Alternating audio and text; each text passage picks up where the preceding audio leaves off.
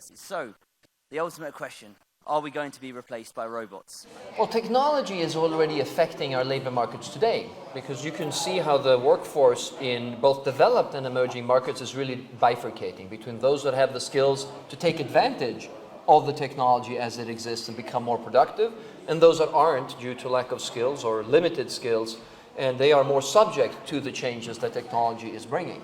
And we believe this will continue to play out.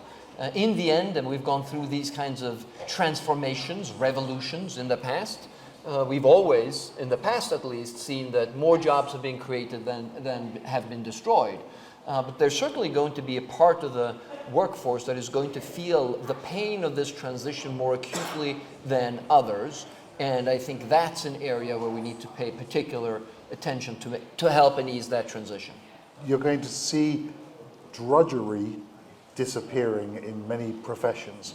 For example, in the legal profession, where 4 or 5 years ago there was about 5% of legal documents were processed by AIs, you're now seeing that going up to about 50%. And that sounds terrible for lawyers, except it's the unpleasant parts of the job. We had last year Stephen Hawking warning about killer robots, autonomous weapons, being able to get out of control almost. Is that a real concern? What if you take an AI and you ask it a question? You say to your phone, when was Abraham Lincoln born? Well, it's going to recognize your voice, it's going to process it, look up in a database, give you the answer. What if you say, how many feet does a camel have? Well, sorry, when you go look up camel, it doesn't tell you how many feet it has. It won't answer that question.